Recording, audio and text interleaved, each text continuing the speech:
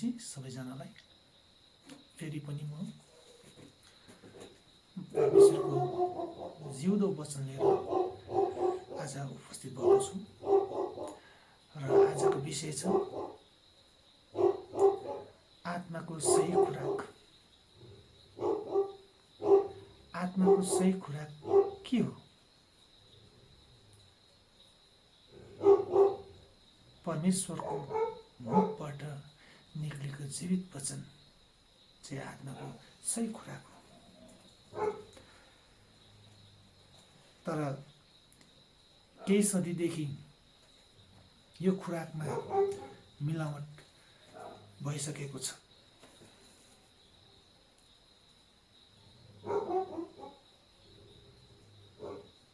मत्ती 13:19 म पढ्न गइरहेको छु।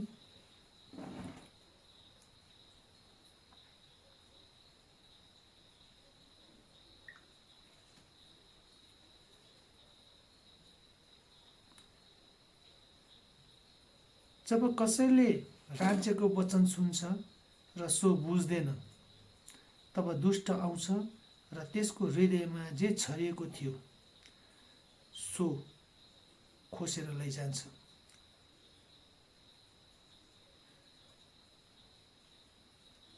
वचनलाई जब हामी वचनलाई जब बुझ्दैनौँ, हाम्रो हृदयमा जति पनि वचनहरू थियो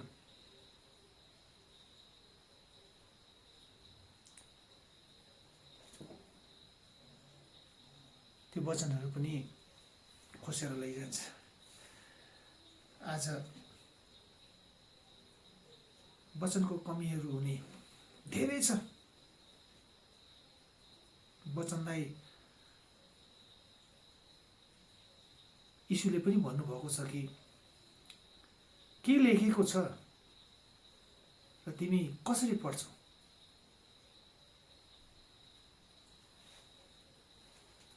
गहिरो कुरा छ यो। हामीलाई चाहिँ बाइबलको अध्ययन हुनु धेरै आवश्यकता छ। यदि हामी वचनलाई पढेर पनि बुझ्दैनौँ भने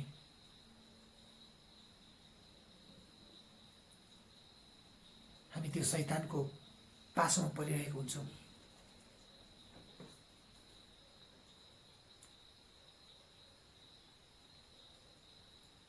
धेरै हुन्छ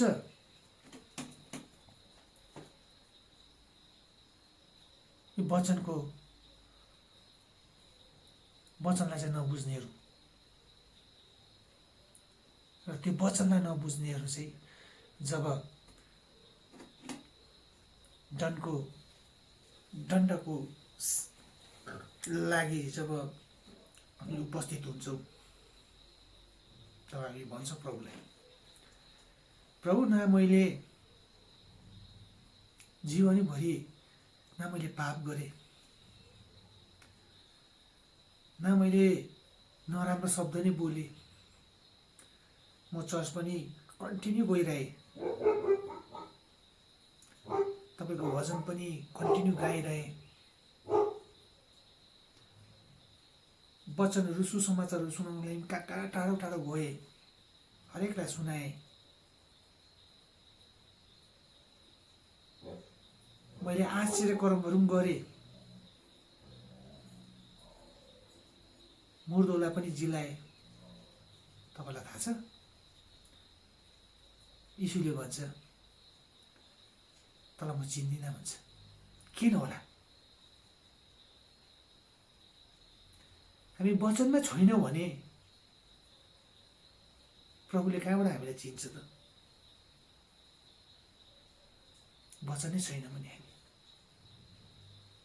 त्यो कारणले गर्दा वचनको चाहिँ गहिराइमा हुनुपर्छ। र जो मान्छे वचनमा गहिराइ हुन्छ ऊ गम्भीरतामा चल्छ। हामी बाइबललाई हेर्यो भने जति पनि प्रभुको चेलाहरू छ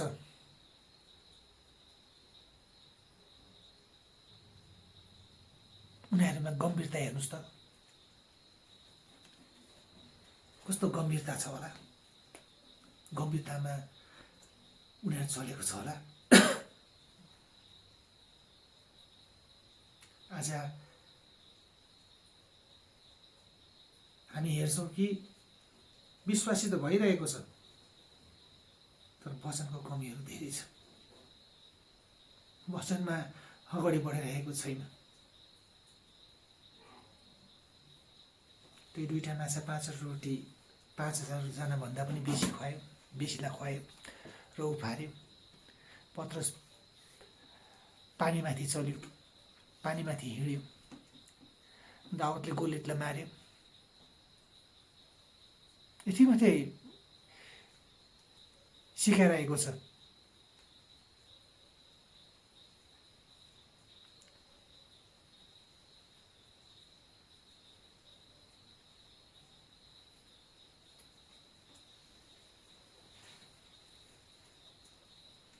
वचनमा चाहिँ हामी गम्भीरतामा छैनौँ भने हामी जाँदैनौँ स्वर्ग।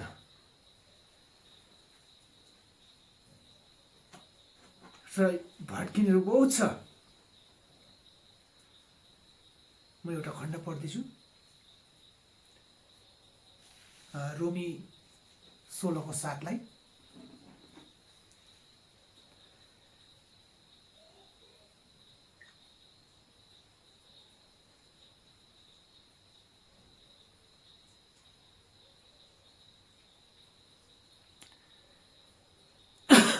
रोमी 16:17 रहेछ। हे भाइ हो, म तिमीहरूलाई आग्रहपूर्वक बिन्ती गर्दछु कि तिमीहरूलाई सिकाएको धर्म सिद्धान्तको विरुद्धमा फुट र बाधा बित्न सृष्टि गर्नेहरूलाई नजर राख र तिनीहरूबाट अलग्गै बस। जसले वचनलाई मिलावट गर्छ, वचन त बोल्दै गरेको हुन्छ तर त्यही वचनलाई उनीहरूले घुमाएर भनिरहेको हुन्छ।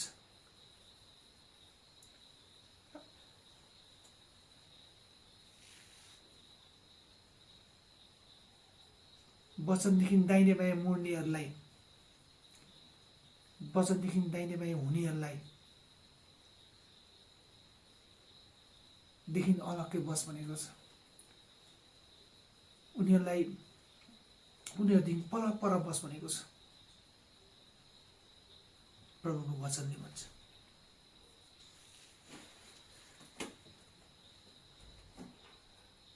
कि वचनको गम्भीरतामा हुनेहरूले वचन सुनाउँदै जाँदा ठट्टा मजाकहरू गर्छ होला। हेर्नुहोस् त कतिजना त्यस्तो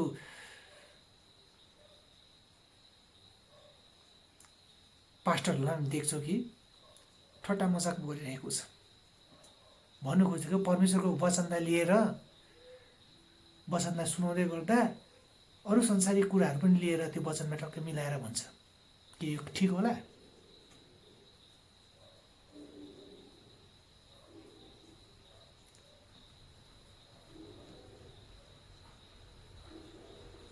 र म भन्छु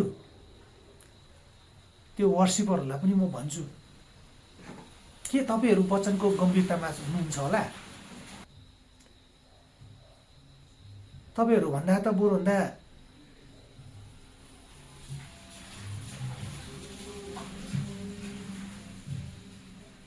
सांसारिक गाउने, सांसारिक रीतिमा चल्ने ती मानिसहरूले नै तपाईँभन्दा राम्रो गर्छ होला। आज विश्वासीको मसिस जगतमा के पसिसकेको छ? डिस्को भन्दा पनि आकारको भइरहेको छ। के भन्नु तपाईँलाई भन्नुहोस् त? कसले यो विषयमा चाहिँ कसले नजर गर्नुपर्छ होला? तपाईँ पास्टर, तपाईँ लिडर, तपाईँले गर्नुपर्छ कि मेरो मण्डली, मेरो नानीहरू चाहिँ कुन चाहिँ खुराक खाँदैछ?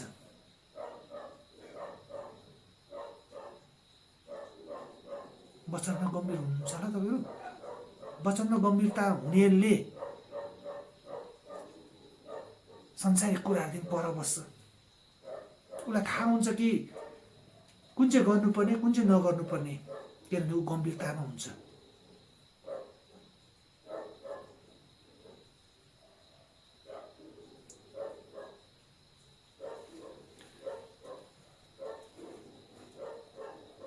भजन गर्नुपर्छ, आराधना प्रभुलाई दिनुपर्छ, तर मान्छेलाई होइन, परमेश्वरलाई मात्र। हप्तामा एक दिन मात्रै, आइतबारको दिन मात्रै ड्रम ठटाएर, गिटार बजाएर, माइक फुट्टिन्जेल आराधना भनेर गाएर, नचाएर के तपाईँहरू गम्भीरतामा हुनुहुन्छ होला?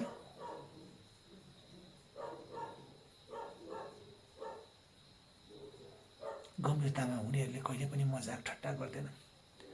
गम्भीरतामा हुनेहरूले संसारिक कुरालाई संसारिक कुरामादेखि अलग्गै बस्छ।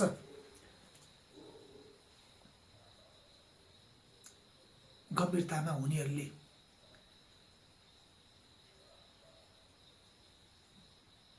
वचनको भूखा हुन्छ।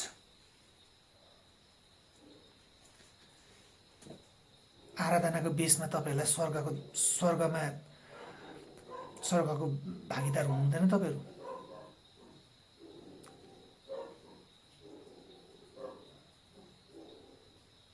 परमेश्वरको वचनको बेसमा मात्रै तपाईँ स्वर्गको भागीदार हुनुहुन्छ। वचन तपाईँलाई थाहा छ?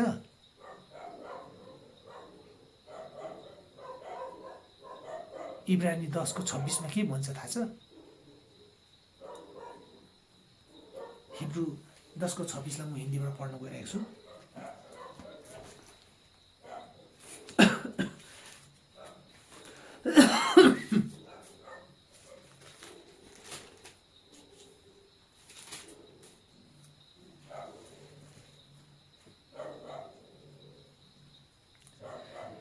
क्योंकि सच्चाई की पहचान प्राप्त करने के बाद यदि हम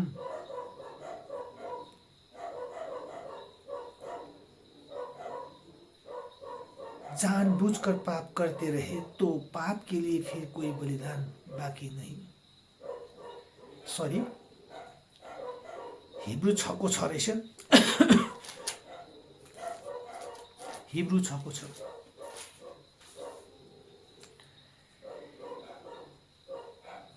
यदि वे भटक जाए तो उन्हें मन फिराव के लिए फिर नया बनना अनहोना है, क्योंकि वे परमेश्वर के पुत्र को अपने लिए फिर क्रूस पर चढ़ाता और प्रगट में उस पर कलंक लगाते हैं।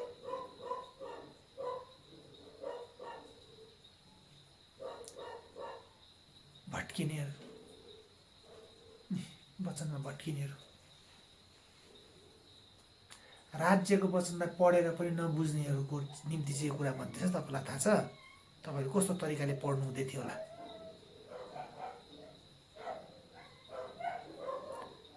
वचनलाई पढेर पनि नबुझ्ने, वचनलाई पढेर पनि नबुझ्ने,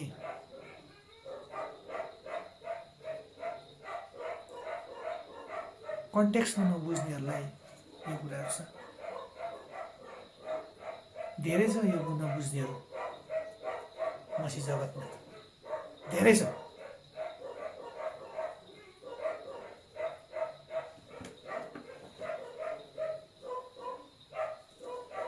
पौलुसले भनेको छ,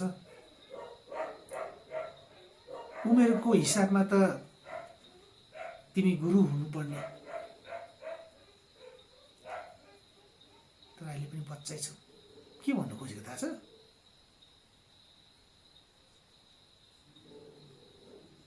10 साल भइरहेको छ विश्वासमा बढेको, 20 साल भइरहेको छ विश्वासमा बढेको, 30 साल भइरहेको छ विश्वासमा बढेको। केसै फुलिसकेको छ विश्वासमा पढेको।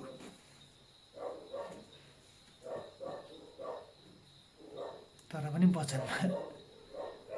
वचनलाई बुझेको छैन। तपाईँले बुझ्नुहोस् कि एउटा सानो बिरुवा जब हामी रोप्छौँ भने 10 सालमा कत्रो हुन्छ होला त्यो बिरुवा?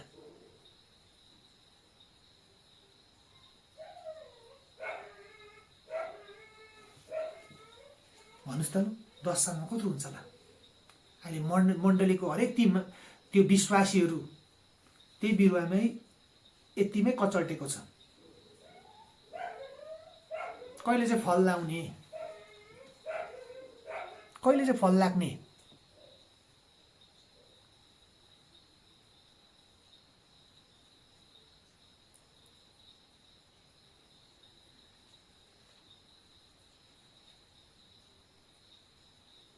गइरहेको छैन वचनमा।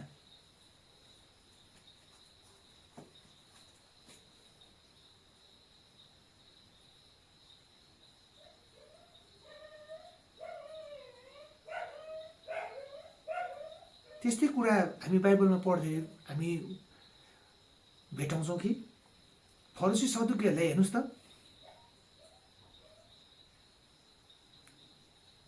तिनीहरू अविश्वासी थियो, विश्वासी थियो। फरिसी सदुकीहरू अब विद्वान, तर पनि बिरुवै छ। यही उसमा आउँछ,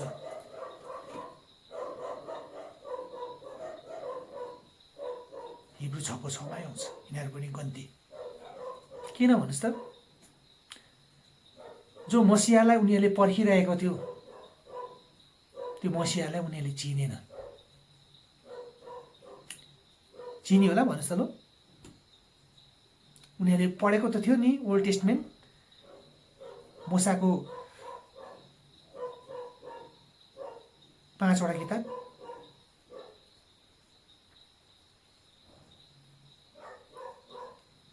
जसलाई भन्छ तोरा पनि भन्छौँ।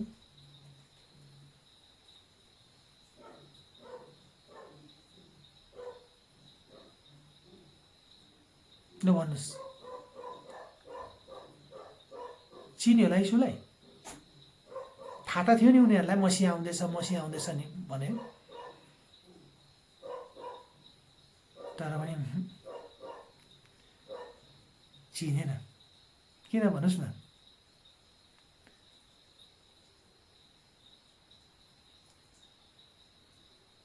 वचनलाई नबुझेर, वचनलाई नबुझेर।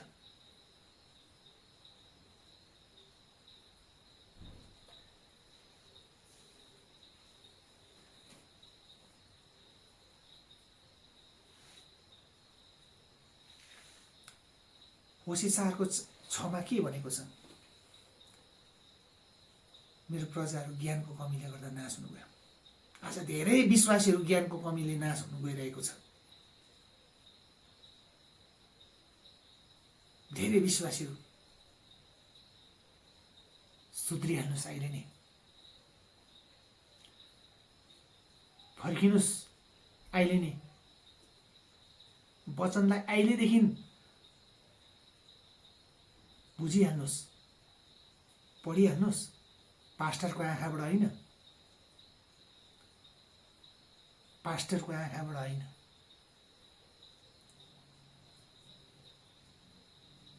आफ्नो आँखाबाट पनि होइन, तर पवित्र आत्माको आँखाबाट चाहिँ पढ्न थाल्नुहोस्। प्रभुलाई भन्नुहोस्, प्रभु मलाई वचनको प्रकाशहरू दिनुहोस् भनेर।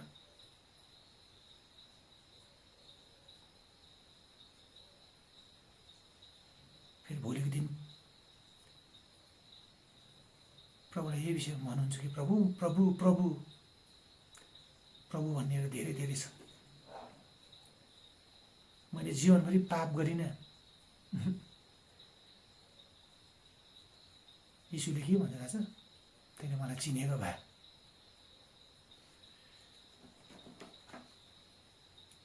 वचनलाई पढ्थिस्। जसले यीशुलाई चिन्छ वचनमा गम्भीरतामा हुन्छ।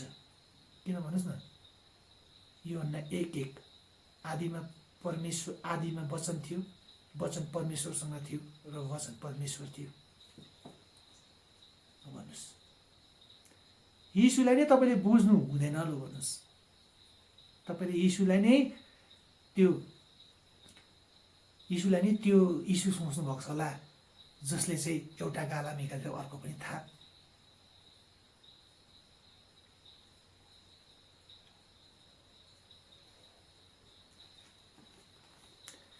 सबैसँग प्रेम गरेर बस, हरेकको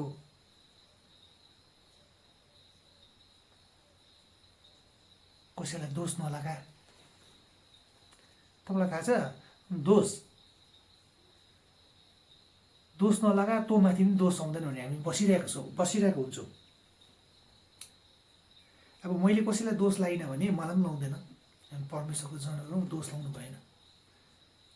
तर राम्रोसँग तपाईँले गहिराइमा तपाईँले बुझ्नुहोस् त, फरिसी सदुकीलाई चाहिँ नि यीशुले के भनेको छ राम्रोसँग भन्नुहोस्, पढ्नुहोस् राम्रोसँग। आफू ठिक बस र अरूको गलतमा उमाथि दोष लगा भनेछ। तँ आफै नै ठिक छैनस्, तैँले अरूलाई कसरी दोष लाउन सक्छस्? यो कुरा भन्दैछ यीशुले।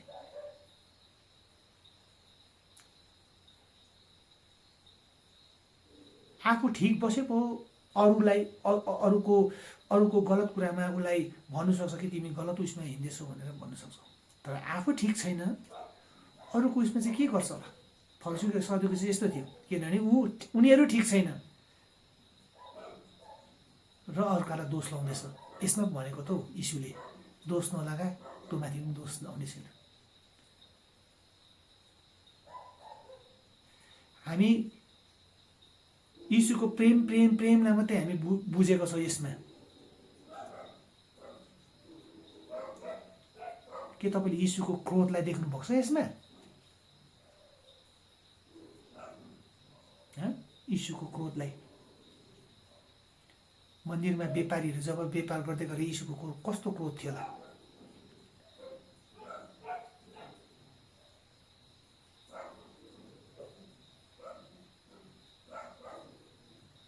क्रोध थियो नि। फरिसी सदुकीमाथि क्रोध गरे नि। तपाईँले चाहिँ कसरी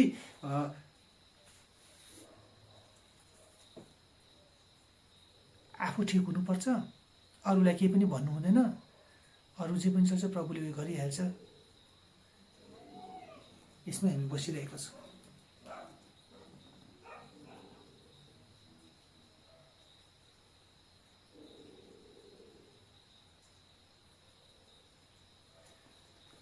गम्भीरतामा हुनुहोस् वचनमा चाहिँ, नभए एक दिन यति साह्रो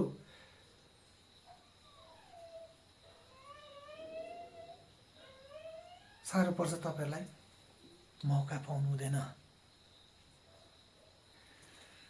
वचनमा हुर्किनुहोस् होला, वचनमा। आज म तपाईँलाई किन यसरी म भन्दैछु, अब्राहमलाई हेर्नुहोस् न। हामी अब्राहमको साथमा थियो होला तपाईँको जस्तै बाइबल।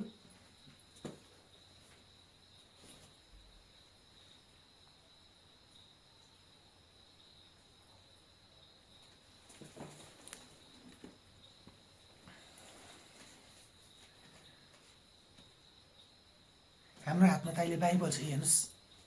सबै कुरा चाहिँ A to Z सम्म छ।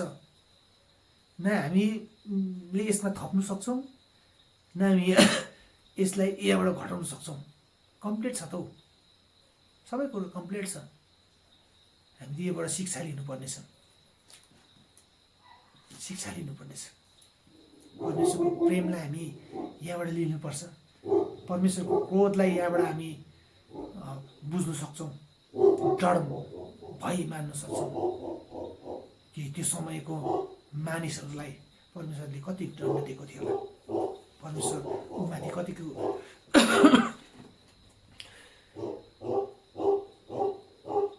क्रोधमा थियो होला, परमेश्वरले कति प्रेम गरेर कस्तो कस्तो विपत्तिबाट परमेश्वरले निकाल्नु भयो होला।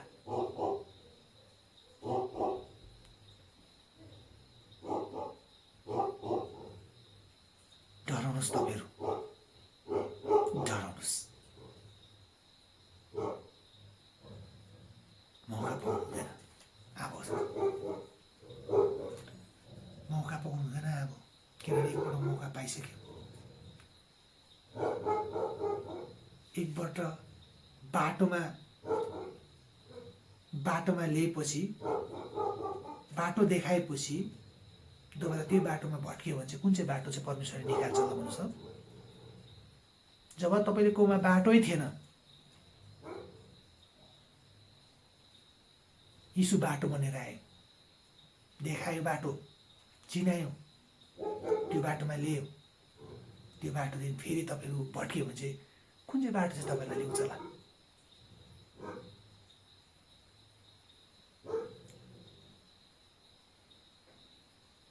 गम्भीरता हुनुहोस्,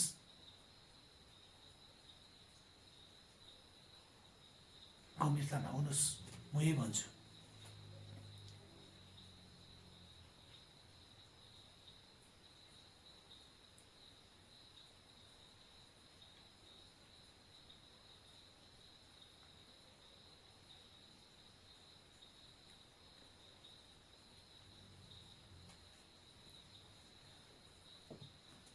वचनको लागि चाहिँ परमेश्वरलाई माग्नुहोस्,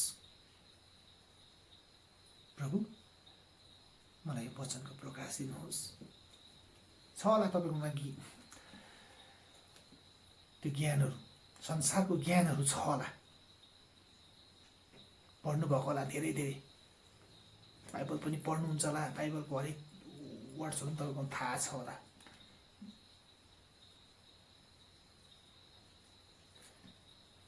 यसलाई बुझ्ने चाहिँ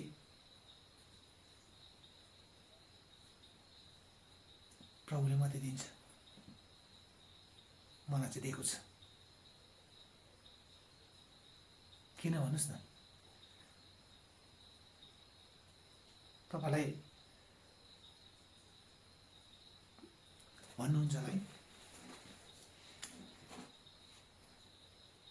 कति आशिषित छ परे त त्यो वक्ता त कति आशिषित छ, उहाँको आशिष त टकटक लागिहाल्छ, आशिषको पछि भाग्यो। त्यो वक्ता त कस्तो चङ्गाईको सेवाहरू गर्छ, वक्ताले चङ्गाईहरू दिन्छ, यो चङ्गाईहरू दिन्छ, चङ्गाईको पछि भाग्यो।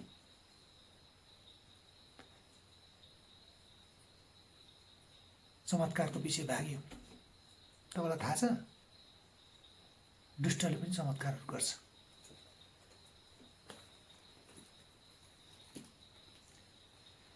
जब यीशुको पछि तपाईँ भाग्नुहुन्छ नि, यो वचनको पछि आशिष, चमत्कार, चङ्गाई तपाईँको पछि लाग्छ। बुझ्नुभयो? म चाहिँ यीशुको पछि भाग्छु, यो वचनको पछि। र मेरो इसलिए यदि उसके सेवक भी धर्म के सेवकों का सा रूप धरे तो कोई बड़ी बात नहीं, परंतु उनका अंत उनके कामों के अनुसार होगा। बुझिहाल्नुहोस् ल तपाईँले।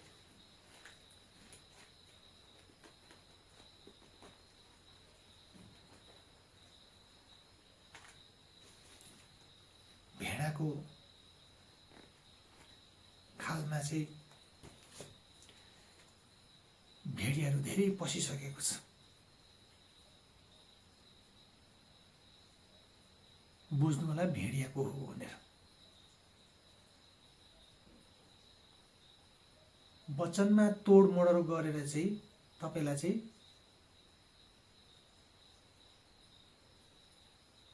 गुमराह गरिरहेको छ। कि छैन, वचनलाई बुझेर मात्रै तपाईँ गर्न सक्नुहुन्छ। हुन्छ, आजको निम्ति यही वचनलाई यही समाप्त गर्दछौँ। फेरि दोबारा परमेश्वरको वचनहरू लिएर तपाईँ कहाँ उपस्थित हुनेछु। जय मसीह।